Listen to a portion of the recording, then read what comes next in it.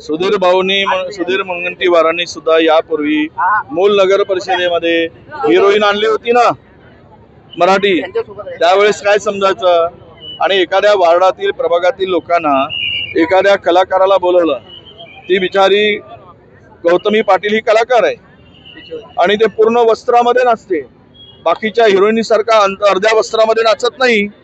मराठमोळी पोरगी आहे, ती ओबीसी पोरगी आहे.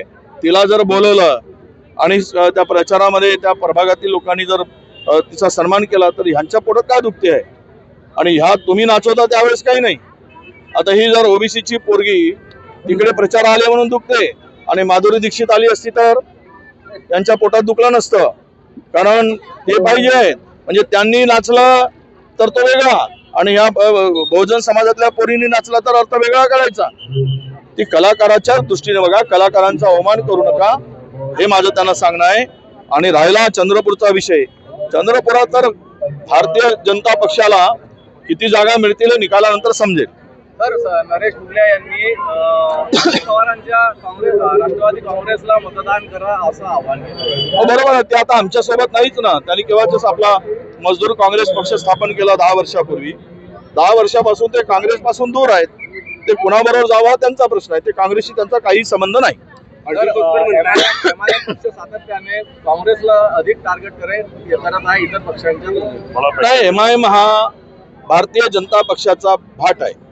तो जे स्क्रिप्ट देईल तो तिकडे बोलतो. त्यांना हिंदू मुस्लिम मतांचं विभाजन करून मुस्लिमांचं वाटोळं करायचं आहे, हे त्याचा अर्थ होतो आहे. आणि त्यांची सुपारी घेऊन ते महाराष्ट्रभर फिरत आहेत आणि महाराष्ट्रात फिरून सेक्युलर मताचा विभाजन होईल आणि भाजपला फायदा होईल, हा एकमेव उद्देश त्यांचा आहे.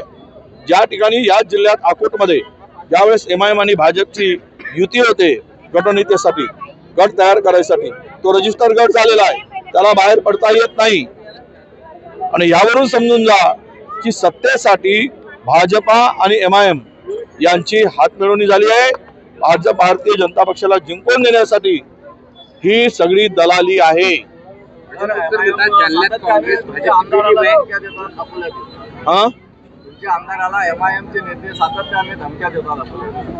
नाही, एमआयएमचे नेते धमक्या देतात, ते निवडणुकीपुरती आहे. आणि आमचा आमदार शेर है, वो शेर को कभी कोई डरा नहीं सकता. शेर अपने किसी को नुकसान पहुंचाने के लिए शेर पैदा नहीं होता. शेर लोगों को, आमचा वाघ असा है, शेर बोलो टाइगर बोलो, ये साजिद भाई में दम है. वो लड़ने वाला कार्यकर्ता है, वो लड़ते रहेगा. अर्जुन खोतकर म्हणतात जालन्यात काँग्रेस बी टीम आहे भाजपची, काँग्रेसला मतदान करणं म्हणजे भाजपला मतदान करण्यासारखं आहे.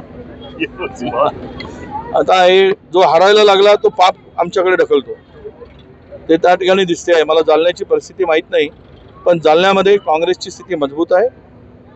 त्या अर्जुनजींना किती जागा मिळतील, काय होणार आहे त्या परिस्थिती, त्याची जाणीव त्याला झाली असावी. आणि हारायचं आहे तर काँग्रेस जबाबदार, जिंकायचं आहे तर स्वतः जबाबदार.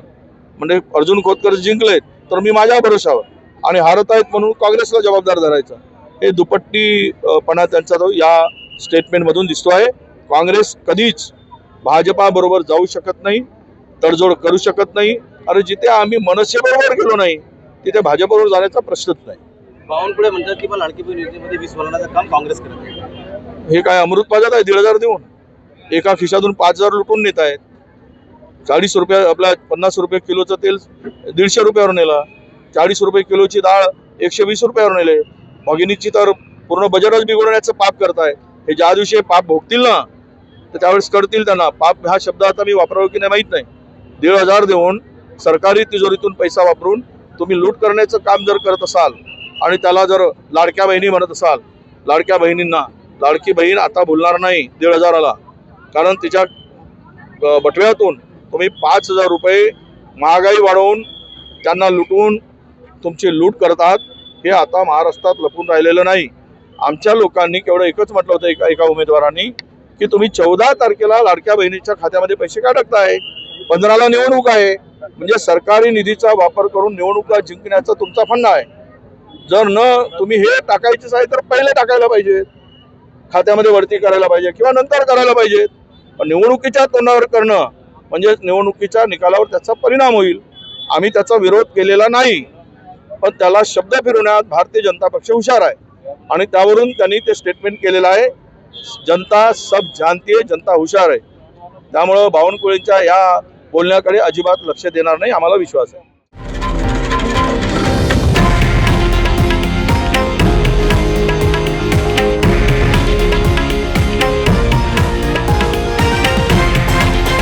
हे आहे देशातील नंबर 1 न्यूज नेटवर्क आणि आपण पाहत आहात TV9 मराठी, एकमेव.